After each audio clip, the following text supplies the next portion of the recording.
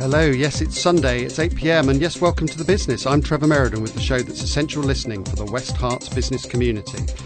We have Fouad Hassan of Bhowmick on Adelaide Street. He tells us about good food, good customer service, and what he thinks of the Premier Inn development next door. Restaurant food can be tempting, and sometimes a little bit too tempting. And we've got Gina Lennon of Ideal Weight as a remedy for the ideal counterbalance for our lively panel discussion. Last week we talked about service with a smile, and this week we've got some extra thoughts on the subject. Happiness expert Simon Lutterbie is on hand to explain the science behind happiness at work. We're looking at the darker side of entrepreneurs and also how far you would go to get a job. Would you sing and dance during an interview? Well, we'll be discussing that in a minute. Plus light bulb moments from leading local entrepreneurs and of course our diary planner, a roundup of the weekend ahead. But as ever, I'm joined by my partner in crime, Roma Bhowmick. How are you this evening, Roma? Okay, can you say that again, Roma? Because I have to put the thing up again. Go on. I'm very well, thank you, and you? Fantastic. Yes, and it's good to have you in the studio as we look forward to this show. And do tweet us if you want to take part in the show on at RV the Business. And we're hoping to be welcoming Clare McAnulty into the studio as well in a little bit. Yes, we are indeed. So we'll look forward to her arrival very soon. But Roma, what have you noticed in the news? Well, there's some interesting chat around what makes a good entrepreneur, a constant topic that's revisited in the press on a regular basis. And I came across an interesting interview piece called The Darker Side of Entrepreneurs, based on recent research that suggests that rebellious teenage behaviour could provide valuable experiences as far as creating the entrepreneur of the future. By rebellious behaviour, they referred to staying out later than allowed, truancy, cheating in exams, getting drunk, smoking marijuana, shoplifting, and loitering in town in the evening. Crikey. And allegedly, these are the sort of behaviours that could dictate the entrepreneurs of the future. Do you recognise this in sort of entrepreneurs that you know at all? It was me all right. No. I'm not too sure, actually. Maybe we should sit some entrepreneurs down that we know and find out a little bit more about their childhood. Explore their darker side. Exactly. Yeah. Well, it was interesting because the study, which was undertaken by German and Swedish researchers, used data that followed 1,000 Swedish children from one town over a 40-year period. So they found that in comparison to people who did not found businesses, entrepreneurs were more likely to have displayed antisocial behaviour in their adolescence. Dr. Martin Obshonka from the University of Jena, one of the authors of the study, says entrepreneurs often engage in productive rule breaking. His research suggests mild acts of rebellion in the adolescent years could be a precursor to that useful skill. And he cites successful entrepreneurs such as, would you believe, Bill Gates of Microsoft, the one and only, who at the age of 22 was arrested for running a red light and driving without a licence, and notes that many of these successful individuals exhibit behaviours of what he calls buccaneering rule breaking. Right. So yes, interesting. I wonder how many rule breakers we've got out there that are now major entrepreneurs. I was talking to a guy earlier this week actually who wrote a book about Steve Jobs, Apple, and what he called the crazy ones. Oh yeah. Those who break all the rules, but actually you need to have this darker side that actually is part of the creativity gene, if you like. Now, I'm not sure about that. I think there are people who are brilliant who happen to be crazy, but I don't think craziness is a sort of prerequisite. I think there's lots of perfectly sane, decent sort of people who go on and make it. But maybe it's just in certain industries, perhaps? Maybe? Possibly, although if you think about it, if we're talking about rebellious teenagers, what we're also suggesting is that there's a large element of risk taking, and if you think about going out there, starting a gung-ho business, there is a large element of risk-taking that's associated with it, and it's those men and women who are prepared to make that huge leap and just go for it. Yeah. So I guess if you think about it from that perspective, it's relevant. Also, it's interesting to look at. I mean, there's a larger part of information around this research. Interestingly, what they also did was to look at who support these entrepreneurs, and quite often in the background or alongside them, you've got someone who is the sort of staid, very detail focused, very focused around structure and rules and strategy that support them. So it's quite a good combination, really. So yes, and you need a bit of both, don't you? Yeah. You need all sorts of different folk in an organisation. Well, actually, I've got a couple. Yeah? Okay. I couldn't help but notice that this week there was a story about Microsoft buying Nokia mobile phones business. Speaking of Bill Gates. Yes, this is all related. And in 2007, their smartphone market share was about 50%, and by the beginning of this year, it had dropped to about 3%. And you might say that's a story of failure, if you like, but actually, this was a business that only 12 years ago was actually doing incredibly well and had a fantastic culture, was renowned for its sort of openness internally. I think what happened is that they probably lost a bit of touch with their external customers, and I don't know. I mean, do you feel that the advent of Microsoft, is Microsoft taking over the world along with others like Google and so on? I mean, it's just I don't know. I felt a little bit sad about it. This week. It is a little bit sad, but as you say, if you look back 12 years, when you look at the phones that were around at that time, it was very much about the phone as opposed to what we now have as personal devices. Yeah. And so, unsurprisingly, Nokia were so good at what they did. They basically sewed up the market, didn't they? I can't remember, is it the 6220 or something was the most popular phone or most successful phone? Someone was asking me this earlier. 6210. Someone was asking me this earlier this week, and I used to be working in that section. I'd completely forgotten. At that time it was like, I think I went to some glitzy dry ice launch of a phone, and it was like the new phone. It was the new phone of the century, and things like that. And can I remember what name or number it is now? No, because they just come and go. They do come and go. But there was one particular phone I do remember that Nokia were hugely successful with, and it cornered the market for a long time. But then, of course, technology changes, and we've got the likes of Apple that really changed the marketplace. Yeah. And I guess it is very sad.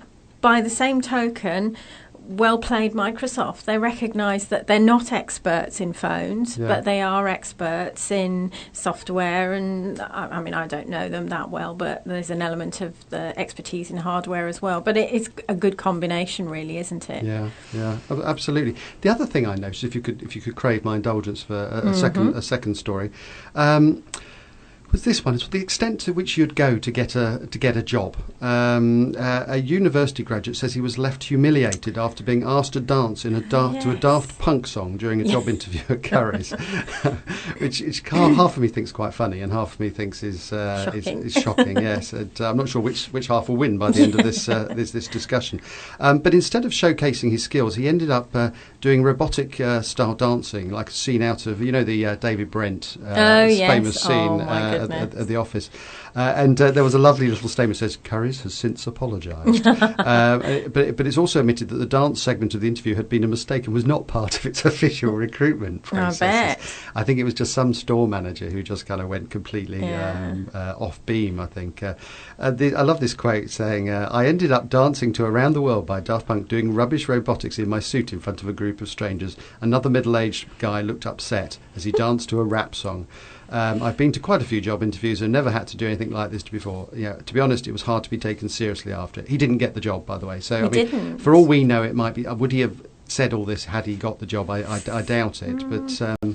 But he's also. It reminded me of that. Have you seen that programme, BBC's The Call Centre? Yes. Yes, and there's this. Fascinating. I know, and there's a clip of it which I would have liked to have played had I had more foresight about these things. The guy called Nev Wilshire, who's the call centre manager, where he actually gets everybody singing, all the sort of new recruits, and it feels like a cross between. You can understand they need to be certain types of people to join a call centre to be consistently happy and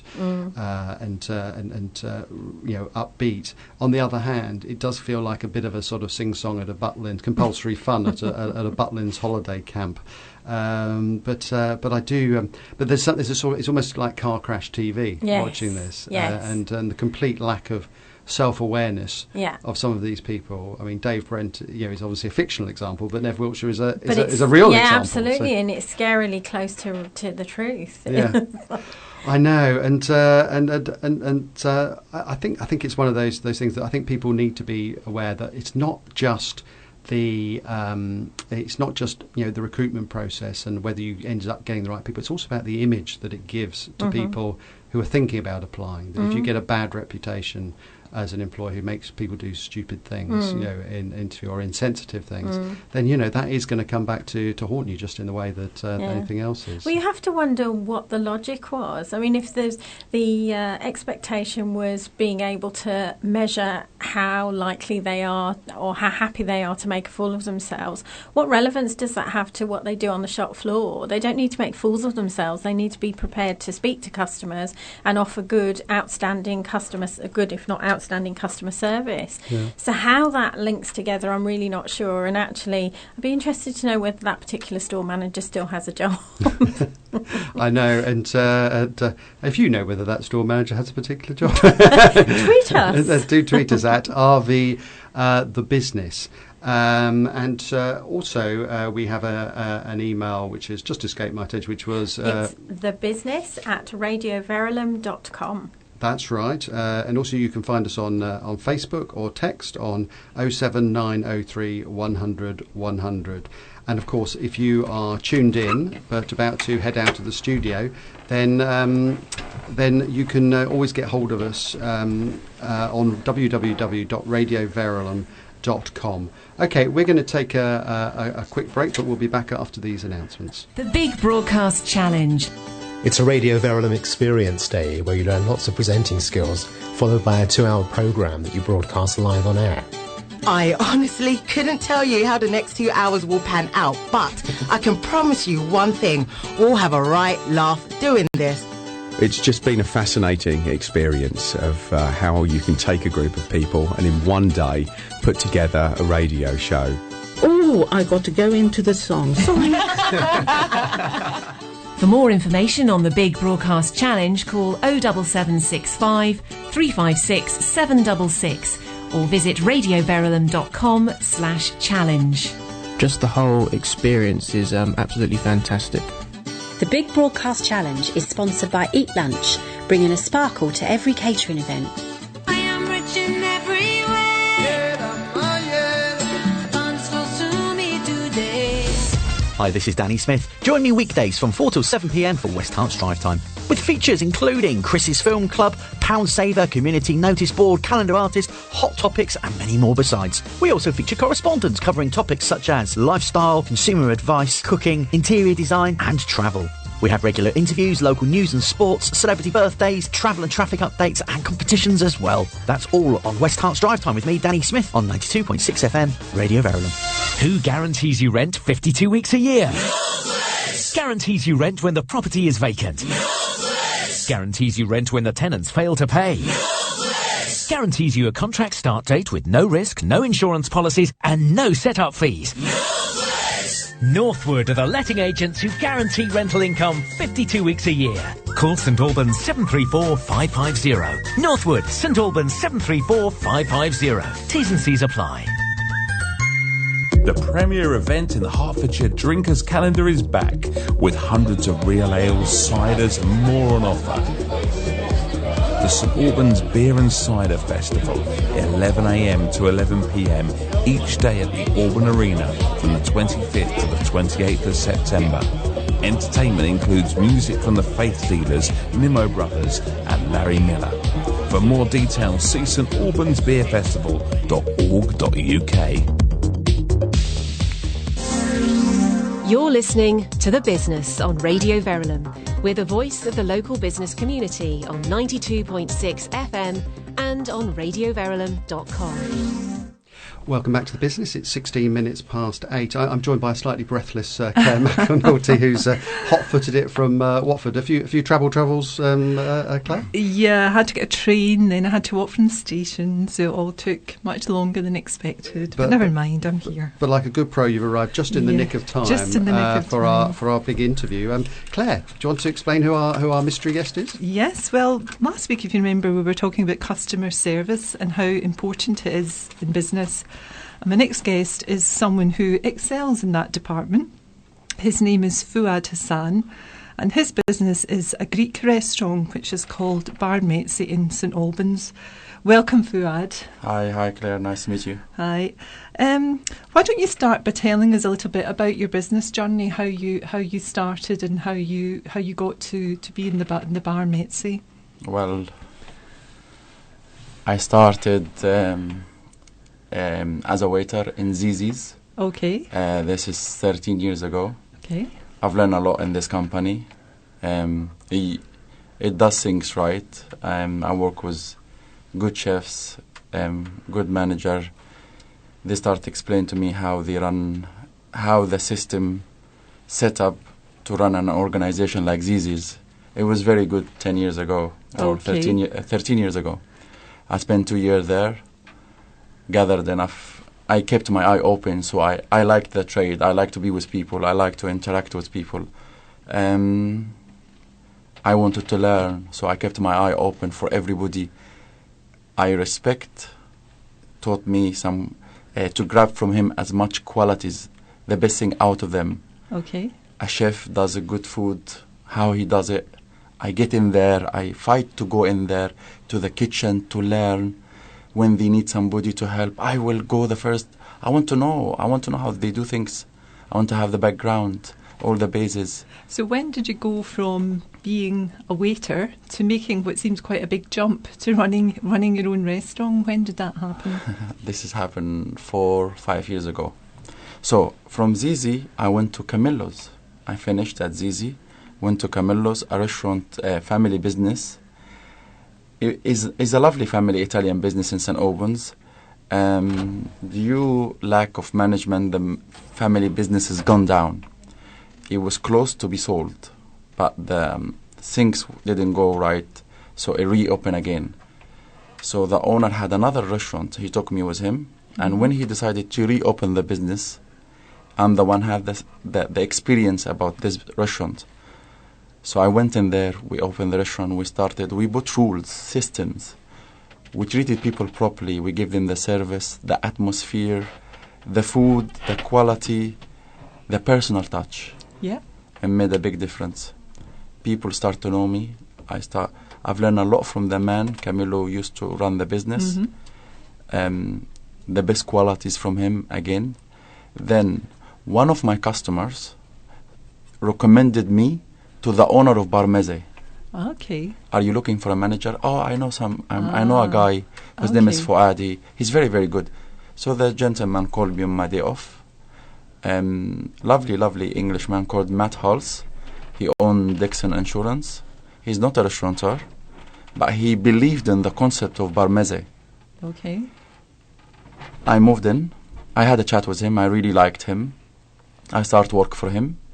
And when he decided the business is doing well, I put enough effort. Would you like to have it? We spoke business. And Great. yeah. There you are. So, you're quite well known for the customer service, and in fact, before I came tonight, I had a little look on TripAdvisor. I don't know if you ever look at that. Yeah, all the time. Now, nearly every report about Bhowmick on TripAdvisor is how good the service is, how lovely you are, how the well treated they all are. They say the food is good as well, but it seems to be that the customer service is what everybody speaks about. Well, there is 142, 143 restaurants and pubs in St Albans. To be able to compete properly, you've got to give people the full picture. Very good quality food, service, atmosphere, value for money.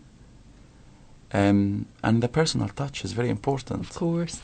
And just tell me, talking about TripAdvisor, and on the business programme we quite often speak about social media. I mean, how seriously do you take things like Very reports? serious. You do take it seriously? All the time. Because obviously a lot of your customers must be local customers that know you anyway. So Lots of regulars. Yeah. Lots of regulars. But you still take things like TripAdvisor and Very and important. social media. I am always on TripAdvisor checking who is it. I have to take the comments seriously. Of course. Yeah. Okay. You started me, Claire. I'm not going to stop talking now. That's okay. No, I didn't think I would have any trouble. No, we like guests who talk. One thing I was wondering is that when you took over as the man in charge, I mean, was that a big step? I mean, before that, had you had sort of management experience? Was it something you found difficult to adjust to? When I took in charge, it was proving to myself I can do it on my own. Yeah. And I wanted to learn. Yes. So if you had something to teach me, yes, I'll grab it off you. Yes. And I will develop it. Yeah. For example, one of my bosses used to know people by name. Yeah. And I have this talent. I know all my customer by names. Yes. The Matt Halls, one of the most honest, straight businessmen I ever met. So I've learned that from him. Yeah.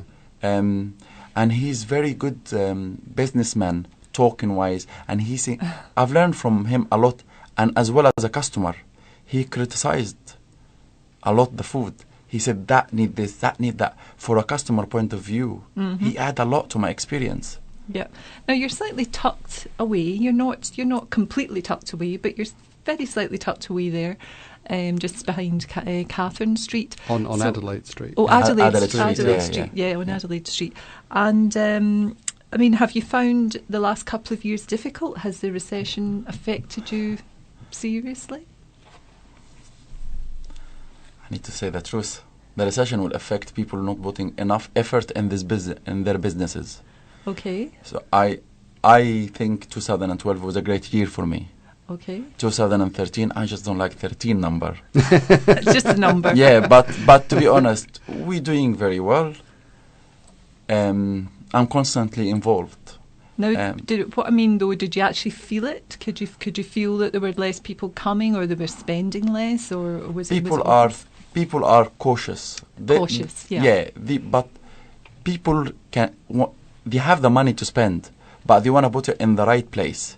So they want as well to get value for their money. They think before they spend their money. I mean, about 7, 8 or 10 years ago when I was running Camillo, it was 7 days full. Yeah, yeah. And do you find therefore you need to work a wee bit harder because you're aware of it? Do you need to work? You are Scottish, aren't you, Claire? Yes, I am. Yes. I need bother. Oh my goodness! I love very good, very good. Yeah. Do you find you have to work a little bit harder? Yes. Because you're aware keep that up. the customers. Yeah. Yeah. There's a lot of competition, as I said. Of course. And if you don't put enough effort and you're always on the top and you're always making things are constantly good, I can work 3 months to build the new base. You can come to the restaurant for the first time. For example, like Trevor. Yeah. He comes first time for 3 months. And one night, what I built, a new base, customer base, in one night, if I got it wrong, I lose these people. Of course, of course. You have have to be on all the time, don't you? You have to be on all the time. And they're building a Premier Inn very close to where you are. Now, there's some mixed feelings about that. What are your feelings about that? Well, it's going to generate more business for me in a year time, which is great. I'm looking forward. I hope the hotel will keep up with St. Albans' character. St. Albans is a beautiful historical town. Yeah. Mm-hmm. So it needs a beautiful building, not a pawn shop. Yes. I am very cheerful about it. So you're positive. Very positive. And it will light light this end of town. Yeah. It will make. Yeah. Is it an inconvenience in the meantime though? Is it a very problem? Yeah. Very. Yeah. They nearly coming into my restaurant to take over as well. They went out so far. Do the workmen pop in from time to time? Do they get some food just to from annoy your me. restaurant? I don't know why they didn't so far. Yeah, it looks like they're scared of me or something. Well, we should ask them, yeah. shouldn't we? Because we'd like to get the Premier people in actually, and actually talk to them, and we'll point them in your direction. Yeah, please. at At the same time, yeah. It's perfect. The reception of Premier Inn would be opposite the restaurant. Yeah. But as you say, once it starts being populated, they all need to eat somewhere. They can't eat in the Premier Inn all the exactly. time. You're in a perfect position there. So is what you're saying, that Premier Inn doesn't do good food? Yeah. Oh no, I didn't say that. So just to finish off, is there any advice that you would give? So if somebody was opening a brand new restaurant, for example, in St Albans, are there any tips that you're prepared to give them? Any secrets you're prepared to divulge? If somebody's opening a new restaurant, he need to fit his lifestyle around his restaurant. Okay. To make it successful. There is a lot of time you need to put in, and a lot of care and a lot of understanding and a lot of way of talking to people, but it takes a lot of effort. And you do think it's very much a people business, so if you need to get on with people to... Big time. Yeah. Big time. You have to get on with people. You have to know how to talk to people. You have to know how to socialize with them. Just treat people properly. Yeah. Treat people the way you like to be treated. You don't go wrong with that. Never. And if you did this simple rule, money will come. Yeah, no, it's true. Part of everybody's night out now is having a pleasant time and being looked after, isn't it? So that's all part of the night out.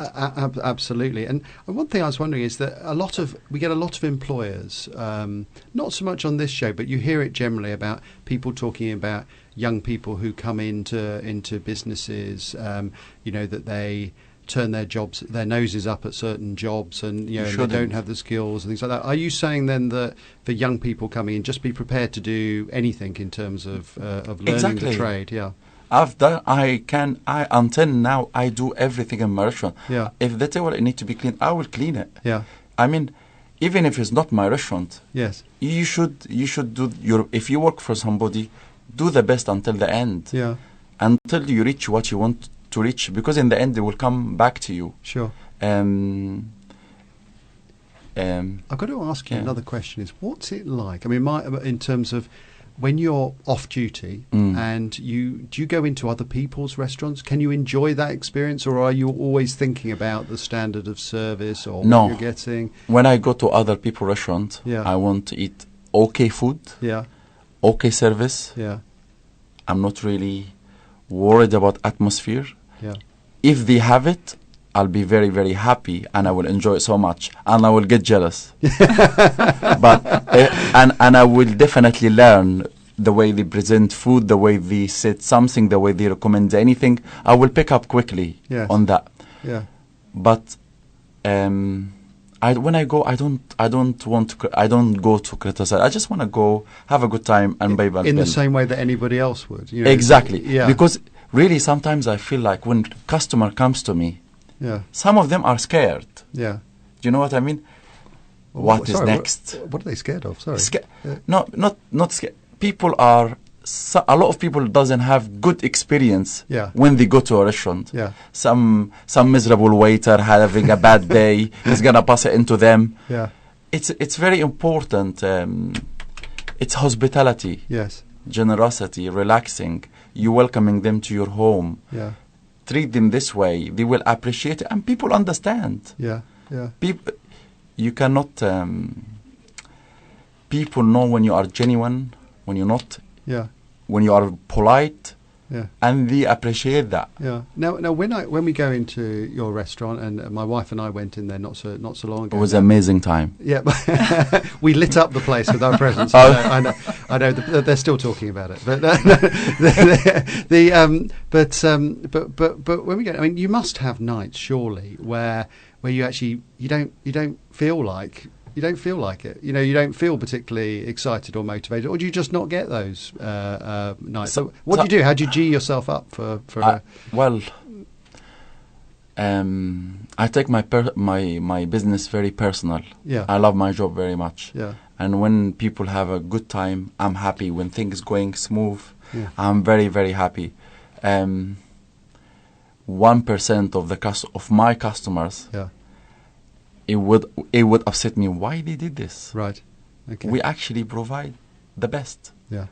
That is when you get upset, really. But then you think about it and you try to. Right. Yeah. I'm sure. Yeah. So if you want to just end by telling us where the restaurant is, and if you've got a website, perhaps you could give us the website address. It's 8 Adelaide Street in St Albans. 01727 847799. Okay. I want to see my restaurant very full every night, please. And do you have a website? Can people book via the website, or yes. is it better to phone you directly? They can book through the website. Yeah, okay. we take booking. Yeah, okay. they go to barmeze.co.uk, St Albans. Yeah. Okay. Yeah, absolutely. Fantastic. Now, Fouad, we're going to keep you on for the panel in a few minutes' time. So thank you very much for the moment. Thank you very, very much. And but we're just going to we're now going to play some messages. The Goat Inn is an award-winning historic pub, quality home-cooked food, real ales, fine wines, regular themed disco nights, Sunday quiz nights. The Goat Inn, Sopwell Lane, St Albans. The Solid Gold Music Show on Radio Verulam is with you on Saturday mornings between 9 a.m. and 1 p.m. Join Derek Staines and Stephen Hall as they flash you back, value discs, have a brief biog and interview the stars. We also allow SJH to ramble down nostalgia lane. It's all on the premier oldies show here on 92.6 FM. The Solid Gold Music Show, sponsored by Dockguard of Luton. Radio Verulam Community Partners. Dagnall Street Baptist Church has a welcoming, friendly atmosphere and can be found in the city centre. Regular Sunday services are held at 10:30 a.m. and 6:30 p.m. There are also weekday social meetings, special events and concerts. Our busy, relaxed coffee shop deserves a visit and is open 10 till 2 Monday to Saturday. Our website, www.dsbc.org.uk, has details of our regular programme and future events, plus the opportunity to download our monthly magazine. We also have a Facebook page where you can catch up on our latest news and chat. For more on Radio Verulam Community Partners, go to radioverulam.com/community partners. If you want to get in touch with the business on Radio Verulam, phone us on 01727 839 926 or email thebusiness@radioverulam.com. Welcome back to the business. It's 25 to 9 and we've had a bit of a change around in the studio. Moving on to our panel discussion. Clare has gone, Roma's returned, and Roma, you've brought another guest with you. I have. I've brought another guest. Tonight I am obviously rejoined by Fouad Hassan. Is that how I pronounce it? Fantastic. Oh, good. Excellent. Proprietor of Bhowmick, and thank you very much for that very interesting interview, Fouad. Thank you. I'm also pleased to welcome Gina Lennon, who's founder and owner of Ideal Weight. Hi, Gina, and thank you for joining us. Hello there. Thank you for having me. You're very welcome. And maybe you could tell us a bit about your business, because you're joining us now. Yeah, sure. So Ideal Weight is a weight loss coaching company, and what we do, we don't believe one size fits all, so we have different plans for different people to follow to suit their lifestyle, along with a weekly coaching session, which is all about helping people make changes so that long term they can keep the weight off that they lose with us. So it's all about changing behaviours, personal development? Yeah, absolutely. So in our sessions, we have a different session every week. We'll look at setting goals, we'll look at managing boundaries, all different kinds of things, to give people an opportunity to take a look at their lives, take stock and work out what it is that they want to change and how they're going to change it. Ah, very interesting. And I understand that you'll be happy to come in and do a longer interview with us, just as Fuad did earlier today. Absolutely. So we'll get a chance to speak to you in more detail about your business. Great, that'd be a pleasure. Thank you. Brilliant. So on to our first story for the evening, and sorry about all the movement in the background. I was trying to adjust my chair and getting all stuck. You might remember last year saw the introduction of an initiative to try to revitalise the failing high street. Government pulled Mary Portas in, who has a wealth of experience, in their words, in fashion retail and runs her own consultancy. She was proclaimed as the Queen of Shops. Recently, the scheme has been heavily criticised, however, by Bill Grimsey, the former boss of Wickes in Iceland, who suggested that the Portas Review of the UK High Street, which gave suggestions for improvements, had promised the earth but delivered nothing. He's about to release a report, which is quite interesting, of course, given that he's just criticised the Portas report, which argues that the issues on the high street are even more serious and that half UK high street chains are actually in danger of failing. It would seem that that Portas's initiatives have not worked. She's not worked her magic. In fact, you might remember, some of you, that Mary Portas actually chose Hatfield as one of the locations to revitalise in terms of the high street. I don't know, are you familiar with these initiatives? Gina, do you want to kick off the thoughts on this one? Yes, it's kind of, there was so much press coverage that you couldn't not know it was going on. I think that there is a real challenge on the high street. To get independent retailers back is going to be really hard. The rents are phenomenal, the business rates are ridiculous, and it's just squeezing the small business owners out. And also the way we shop's changed. Mm-hmm. A lot of us spend our time doing internet shopping. Many of us don't even go to the supermarket anymore. We do that online. So, you know, the landscape of retail has changed, and unfortunately it looks like the high street's collateral damage. Fuad, what do you think? I think all what Gina said is all the right things. People are comfy to order through the internet now. What we need people still want to interact with other people to give them the good customer service. Mm. There is a lot of high rent, high rates, no parking. It's just we need personal touch to get people coming out and shop. Yeah. They still people want to interact and get the service and try things. Well, it's interesting because, as I say, I know that Mary Portas chose as one of her locations, or the location was chosen for her, Hatfield. And if you've ever been to Hatfield near Asda, it was the square of shops that's apparently been there for a very, very long time. It's really very run down, and she was going to change it and turn it into this destination that we would all want to go and shop in. And I was there recently to go to one of the office buildings, and to me it looks just as desolate as ever. So I don't really know what it was she was aiming for. Maybe she's had maybe she's been very good at what she's done in the past, perhaps hasn't sort of managed expectations very well in terms of what people really expected. I mean, you can't just wave a magic wand. I didn't see any difference, and I didn't understand what she was trying to do as well. No. It didn't really. It's not going to really work. No, but why do you think it is that we come into St Albans, and we've all had this conversation before? For example, and you must know this, Fuad, from your own restaurant. If you try and walk into a restaurant without making a booking on a Thursday, Friday, or Saturday, you're not going to get a table. Yeah. So what is it that we do in St Albans that they don't do in Hatfield, or is it about location? Restaurants. They haven't. They haven't got enough proper restaurants in Hatfield. Mm-hmm. Is it also about disposable income? Right, okay. Because, St Albans is a relatively affluent area, whereas Hatfield maybe isn't quite so affluent. Mm-hmm. So, it seems like as you said, absolutely. If you try and get into any restaurant at the weekend and you've not made a booking, it's impossible. So maybe it's just because that's what people do now. They don't necessarily spend their disposable income on other things. They spend it on going out for meals.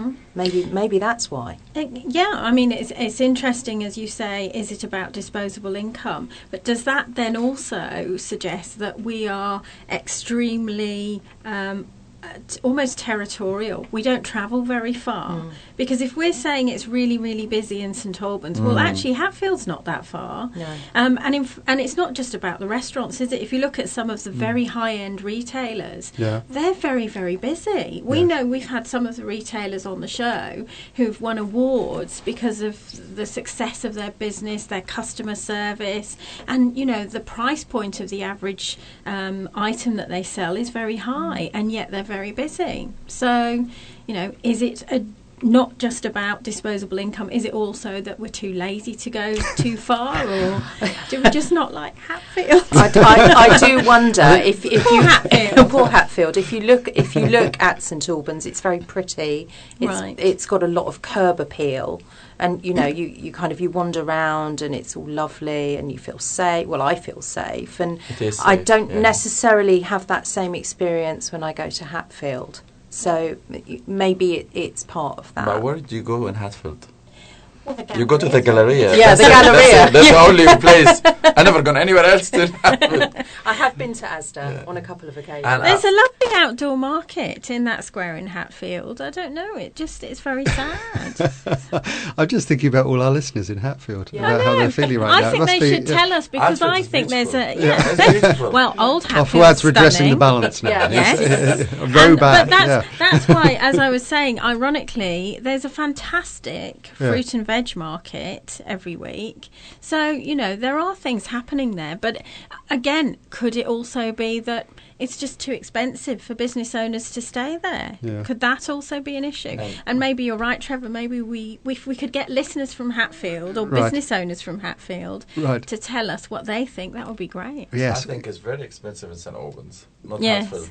Okay. Okay. Right. Well, let's. So folks, it's at RV the Business.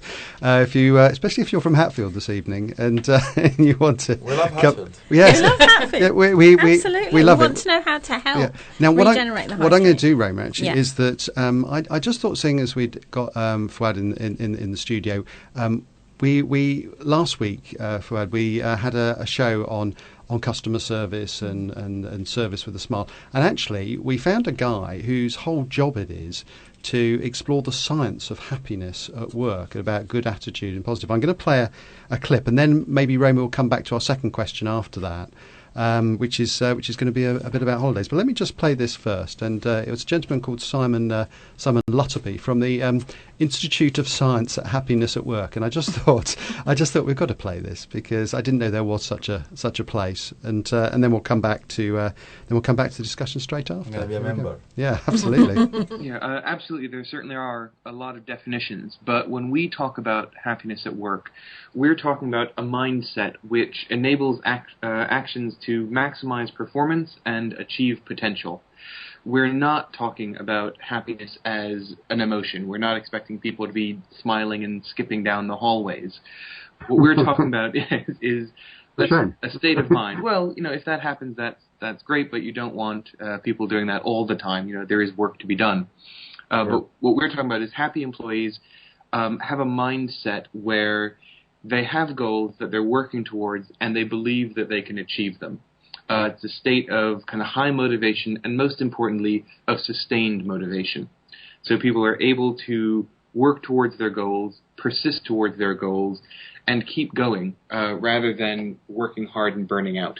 There will always, of course, be good and bad days, but the goal is to really take advantage of the good days and not let the bad days be too bad, or at least to realize that bad days come and go, but the longer term, kind of the underlying course is a really positive one. Now, we'd all rather be happy, but in a business context, I mean, how do we know that it's important? Why is it important? It's probably worth going back and having a look at that. Yeah, well, happiness can actually benefit businesses in a number of ways. Most obviously, happy employees are more productive, they take fewer sick days, and they're actually less likely to leave their organization. If you're in a happy place, you generally want to stay there. Now, on the surface, that just sounds like the employees are doing better, but the cost savings from reduced turnover alone are significant. Depending on the estimates, you're looking at kind of 1 to 1.5 times annual salary to fully train a new employee. So if you can reduce the amount you're spending getting a new person in the role, business is really going to benefit from that. And, of course, the increased productivity from employees who are working hard and not burning out, that's going to help large, small companies of every description. And all that sounds really good. And I think probably people instinctively know. I mean, especially when you're talking about things like absence, it sort of brings it home, doesn't it? Yeah. That's something you really can quantify. People know.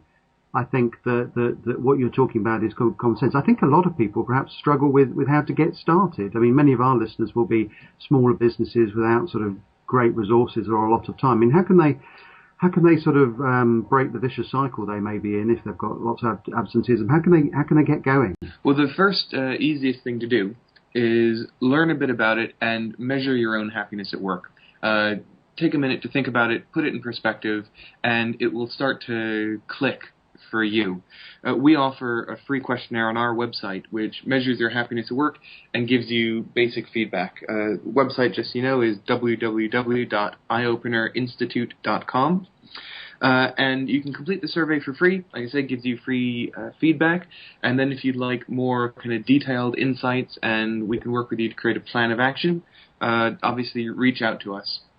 There's a lot of really simple, focused things that individuals, teams, and entire organizations can do to build happiness at work, again, in a sustainable way. This isn't kind of a one-hit win. This is really improving life and performance in organizations large and small. Do you think businesses, though, are maybe a little bit scared of what they might find when they lift up this particular pebble, to actually, if they find it, maybe they're worried that their happiness at work of their people, their teams is not all it should be? Obviously, some organizations do find that, but what we have found is that organizations, when they do start to talk about this, even if things aren't great, just the fact that they're having the conversation starts improving things, because it shows that the leadership and the management are enthusiastic and believe that their employees should be happy and that they want the best for them. So once you open that conversation, it really does start improving matters. And if you're interested, by the way, in seeing how your organization stacks up against other organizations, we're also running a global index of the happiest companies. So once again, yep, absolutely, we're getting that up and running. And we'll be benchmarking in industries and different nations as we get more organizations participating. So if you'd like to participate in that and see, do you have one of the happiest organizations, once again, reach out to us and we'll give you more information on how you can participate in that. There was probably about a year or two ago, the Harvard Business Review, a well-regarded business journal, published an issue devoted to happiness at work. It's definitely something which is catching on and really engaging the attention of business leaders at small companies and large multinationals as well. Do you know, the funny thing was about that guy is I just couldn't stop chuckling when I was talking to him. He made me feel happy. He makes you feel happy. He did, yes, that's right. It's infectious. Absolutely. He sort of spread a little glow across Skype. Across Hertfordshire. I think so, yes, from Los Angeles. Hatfield. Yes. yes, even Hatfield. And anyway, so I better stop there before I get into more trouble. Roma, we've got another subject. We've got another subject, and in fact, it's around a survey again. A survey this time conducted by Investors in People South. Are you familiar with Investors in People? Yes. They're all about it's showing that, or demonstrating that companies invest in their people down to training, so that they give the best possible customer service and that they're rock solid. So they did a survey where 31% of the respondents said that they worry about going back to work after a holiday in case problems have occurred while they're away. Despite this, 90% report they feel confident that business would run smoothly while they're away, possibly because more than half, 58%, contact their employers while they're on leave, so i.e. they don't switch off. In fact, there's also evidence to suggest that some business owners have made the decision this year not to take any leave at all in case their business might suffer. So how true do you think this is? Do you find yourself nervous about time off, or do you have a plan of action to ensure you get time away? Also, when you are away, how much are you able to really relax? Fuad, what about you? What are your thoughts? Do you take holiday? I try to take a holiday. It's very difficult in my business to take a holiday. But certainly you don't switch off. I answer my phones all the time, even when I'm away. But I prepare, if I go to holiday, I will prepare very well, like orders, staff, rotas, so they can run smoothly without me. And it's very important in my business, and I tell all my staff like this. Friday, Saturday, you only take what you can cater for. So if it is 2 tables and you give them good food, good service, good atmosphere, take them only and don't take. I rather lose money when I'm on a holiday than things goes wrong, terribly wrong, because lacking of experience or whatever happens. That is the way I think. But so you don't switch off. No, you don't switch off, but it sounds like you plan it very carefully so that you've got, as you say, the right team, you've got all the logistics working properly, all your supplies are there. So they just need to do it. They need to step up. Yeah. And it is to do as well how you treat your staff, how loyal they are to you, how you got on with them. It all plays a part. And I'm very lucky with my staff. They take their work with pride. So they want to please people because they enjoy this is their livelihood.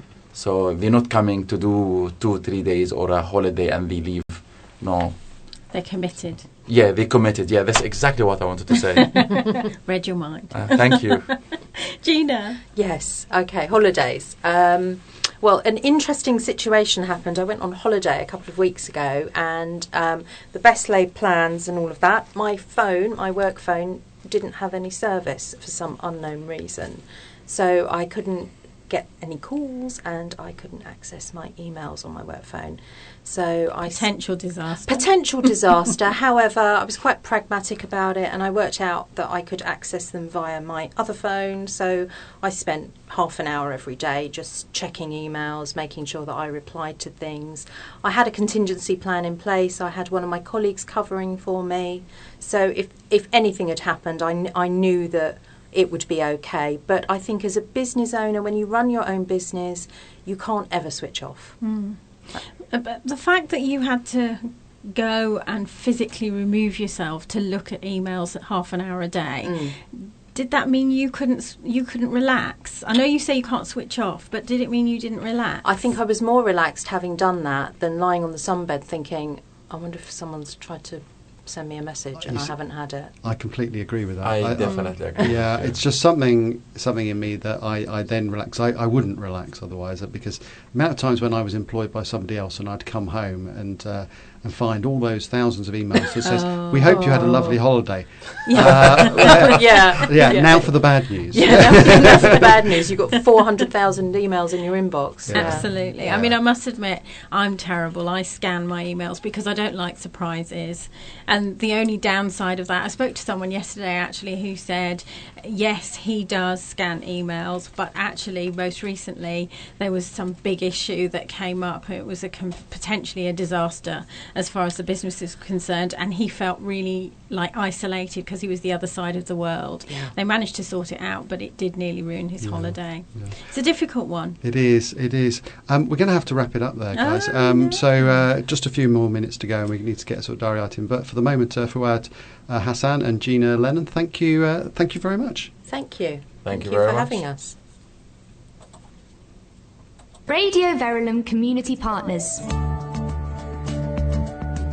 People living with cancer or life-threatening illness can often feel isolated, confused and alone. Grove House in Waverley Road, St Albans, leads the way in offering free specialist care and support to patients and their families affected by cancer and life-threatening illness in St Albans, Harpenden and Dacorum.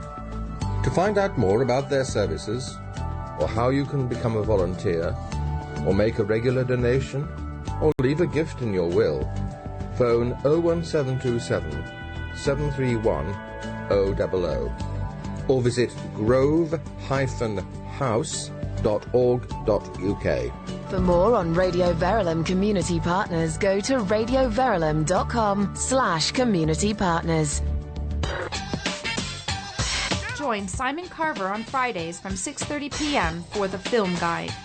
We look at the UK cinema box office top 10, a selection of the new cinema releases and the best of the week's films on free-to-air TV. That's Fridays from 6:30 p.m. on West Hart's Drive Time with Danny Smith, exclusively on Radio Verulam 92.6 FM. Welcome back to the business. We're just coming up to 2 or 3 minutes to the hour. We've just got time for a few diary items. There's the IOD Hearts annual Question Time dinner, which is taking place on Thursday, 19th of September. Also, Sir Richard Branson's Virgin Media Pioneers event in partnership with the Federation of Small Businesses, are going to be holding a free event on September the 18th. And then also the 5th Hertfordshire Business Expo takes place a little way away, but get it in your diaries for the 19th of November. But Claire, what have you learnt this evening?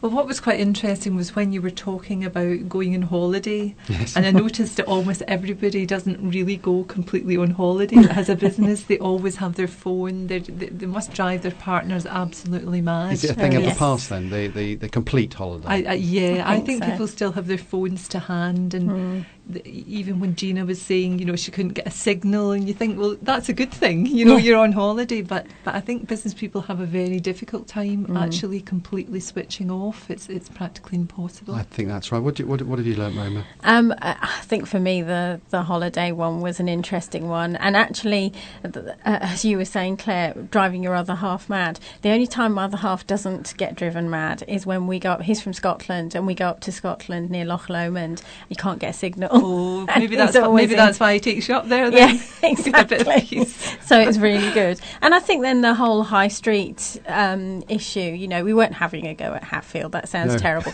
I think actually what I was trying to get across was that poor Hatfield got focused on, and Mary Porter's was going to be the answer to everything, and it would seem that she wasn't. So, what happened? Why is that? I think I've learnt that we need to be really careful about what we say about Hatfield in the next issues. Anyway, that's it from the business. So I hope you've enjoyed it, and see you all next week. You've been listening to The Business on Radio Verulam. If there's anything in the show you want to talk to us about, phone us on 01727 839 926 or email thebusiness@radioverulam.com.